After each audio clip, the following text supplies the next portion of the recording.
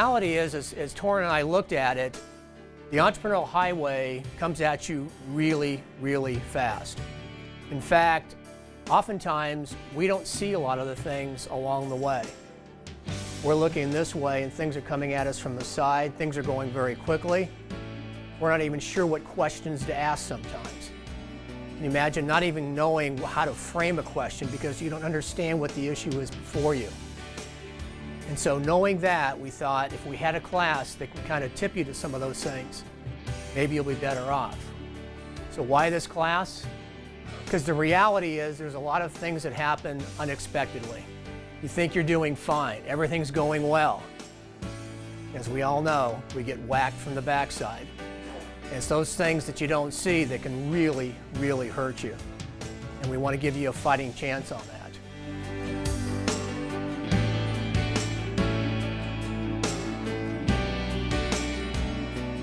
The guys that are really blowing up, what pain did they solve?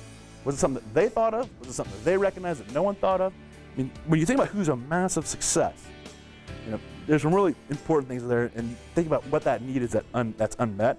If you think about the other businesses, what's their differentiator? What's their one thing they do well?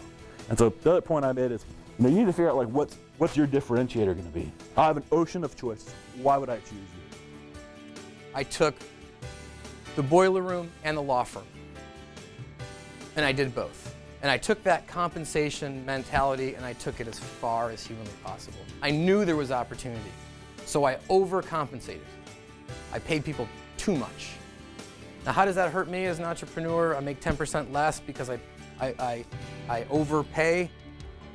Allegedly, that's what some business schools would tell you. What I'm going to tell you is the 10 or even 20% that I overpaid people paid me back in spades.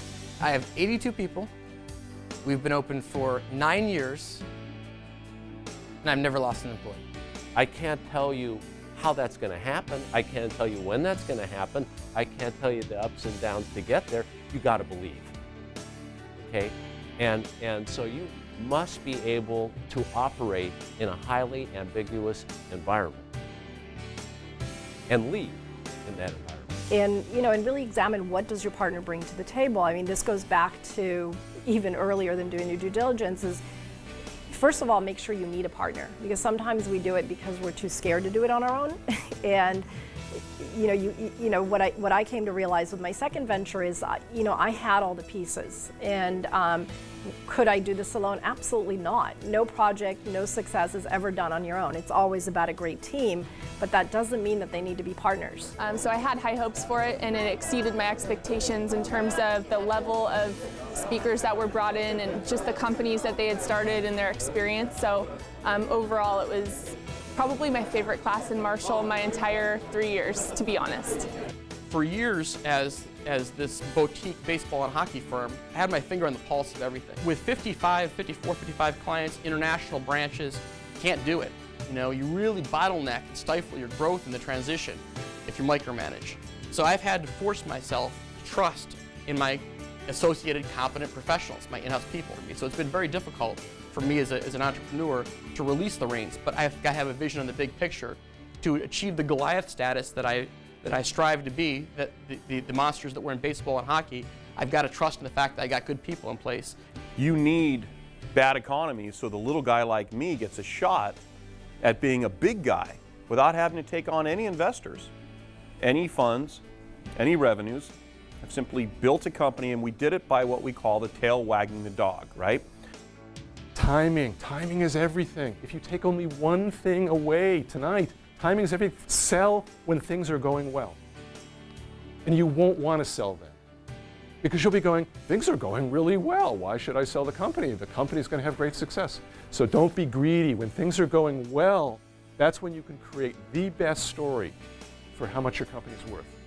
And most franchisors will tell you this. They wish they could go back and erase their first 10. But you can't. Because where you were for the first 10, you're figuring it out. And then when you're going forward, that's really who you've become. But you can't get to becoming a franchise without those first 10. I mean, they bought into something that wasn't as established.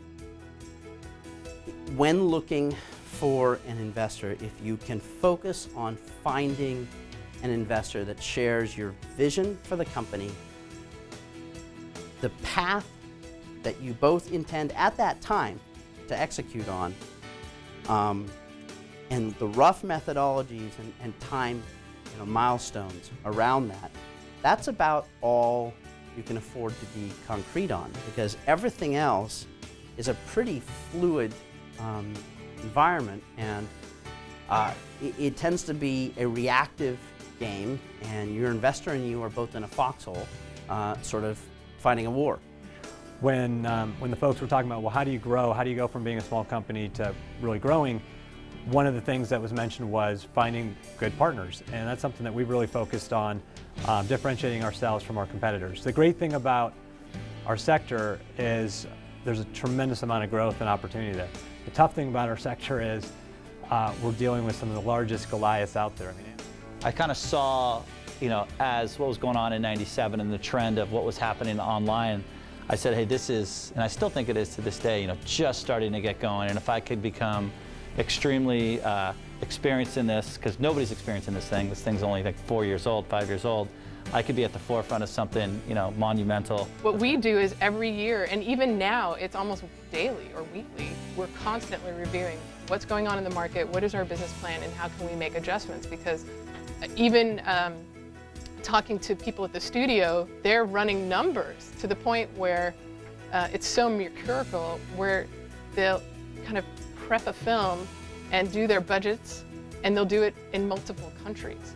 And so they'll watch the, how strong the dollar is against Australia and New Zealand and the UK, and they'll, kind of watch what's going on in trends, and then they'll make the decisions. Entrepreneurs are long on ideas, but very short on execution or focus. It's extremely difficult. I see it all the time. And what happens is nothing really gets done to the full capacity. So we have a process to try to keep ourselves focused. And it's pretty simple. It's all about communication. We believe that radical stability allows for radical change. But it was very engaging. The interest level was high amongst the group. There's great engagement. The professors are very open, both during class, after class, between classes. If you want to get some good contacts and take a great class, I highly recommend this one. It was outstanding.